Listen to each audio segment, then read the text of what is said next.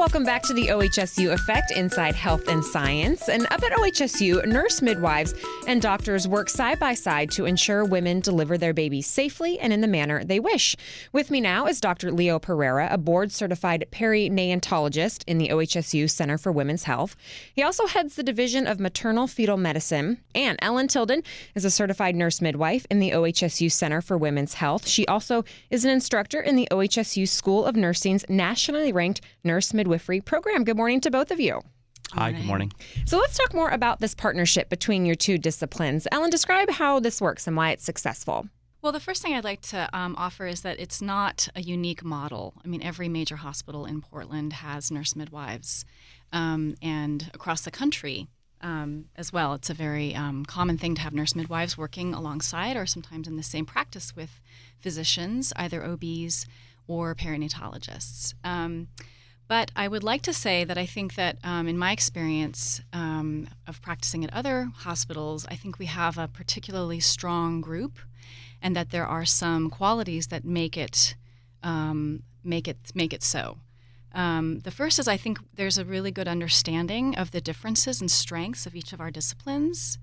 I also think there's a high level of trust and very good communication between our various groups, and that all of these help us to provide the best care for each individual woman. Why is reducing the C-section rate so important? Reducing the cesarean section rate in the U.S., I think, is a very important goal, not only for individual patients, but also for the healthcare system in general. So cesarean sections have a lot of patient costs and downstream economic costs. So from a societal perspective, it's much more costly. And there's downstream consequences that affect the safety of a woman's future pregnancies. So for patients, if they can avoid cesarean sections, then it makes future deliveries safer. What is the C-section rate at OHSU? Our C-section rate for the last year has been 26%, and for each month we track our section rate, and we haven't had a section rate over 30% in any month. And in February we had a low of 21%, which was really special for us.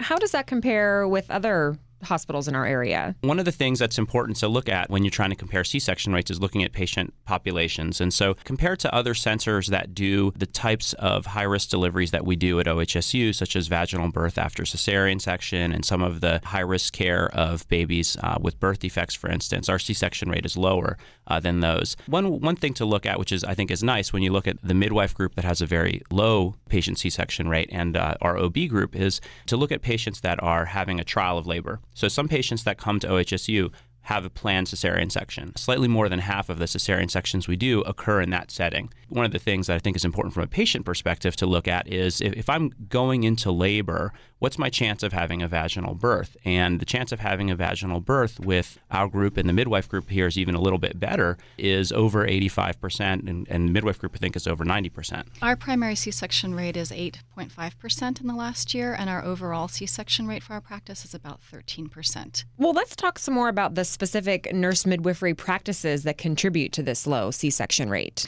I also want to add in, and kind of as a background, my appreciation for the cesarean section, that I don't see any problem with a cesarean section in itself. The issue has more to do with the increase in the rates without a corresponding improvement in health outcomes for moms and babies. That's really what I think is the core of my concern about it, and I think Leo agrees. Yeah. Speaking specifically about what we do as a practice, like the physicians, we are strong supporters of vaginal birth after cesarean and we would focus on women who were lower risk in terms of having negative possible consequences from a vaginal trial of labor after cesarean. So we support women from all over Oregon who are looking to have midwifery care for that. And even we had a woman who drove from Northern California last year in labor and delivered with us to have her VBAC.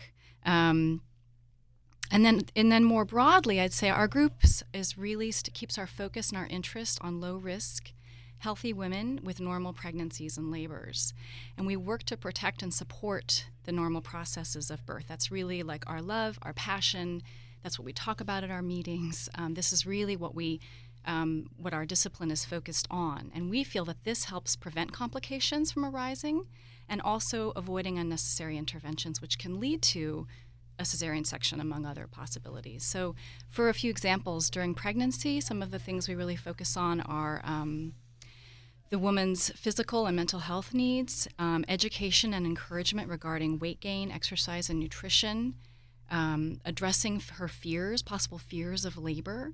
And we really hope to help each woman arrive at labor with accurate information about what may happen, a sense of confidence and resilience, and also an attitude of flexibility toward the labor process. During early labor, we really try to support helping a woman feel confident laboring at home, and also focusing on eating, sleeping, and distraction. We really use distraction quite a bit during early labor. Then when she's in active labor, some of the things we try to bring to the table are making sure that she has a doula. There's several, I want to say about 15 studies over the last 15 years showing that a woman who has continuous presence of a doula with her in labor has about a 10 to 20% reduction in cesarean rate just from that intervention. Also, we want to remain as continuously present as possible with her during labor, and also as is helpful. Some women like, a little more privacy when they're laboring. We strongly encourage movement and upright positions.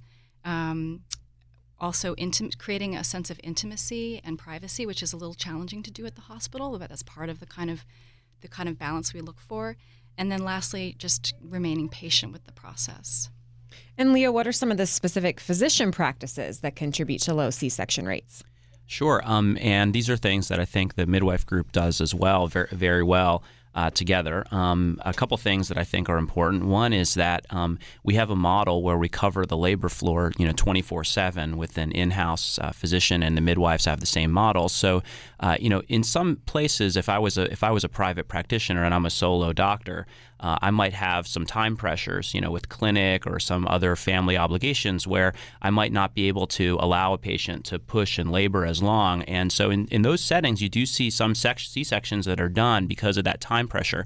Whereas in the current model we really can be very flexible with allowing patients to labor down or to push for longer than they might otherwise be allowed to push.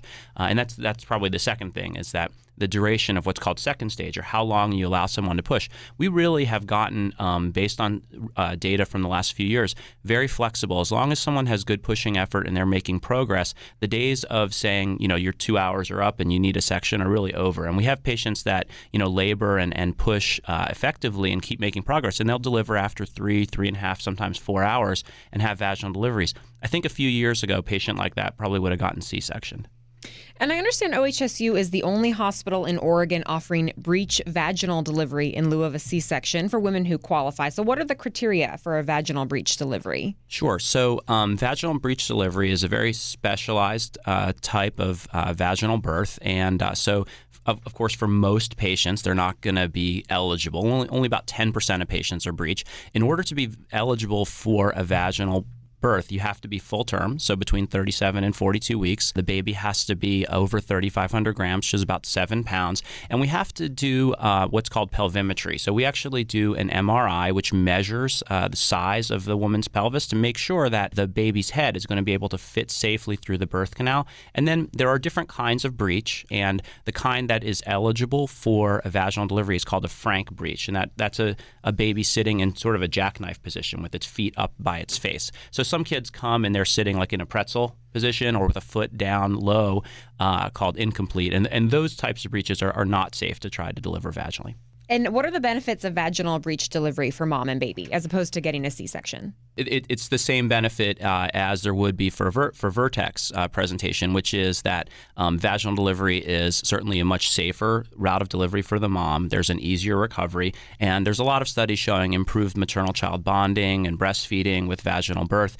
And there is a lot more, I think, positive family experience with vaginal delivery. And at least in our situation, even patients that try vaginal breech birth that end up with a cesarean section, I think that all the ones that I've taken care of have still had very positive things to say about even being allowed to try. So there's something about even being allowed to try vaginal birth, which is very important for moms. The other thing that I think to offer is that if we can, for whatever the woman's circumstance, if there's any way to prevent her first cesarean section, that has long-term long-term consequences as well, because we have growing data showing that it's the repeat cesarean sections, it's the follow-up pregnancies where we really see the risks increase for moms and for babies. So, if someone's a healthy woman with a healthy term pregnancy, that first cesarean section, the risks are really incredibly low. It's the third, fourth, fifth one in which we see the more serious consequences emerge. Dr. Leo Pereira and nurse midwife Ellen Tilden, thank you so much. Thanks for having us.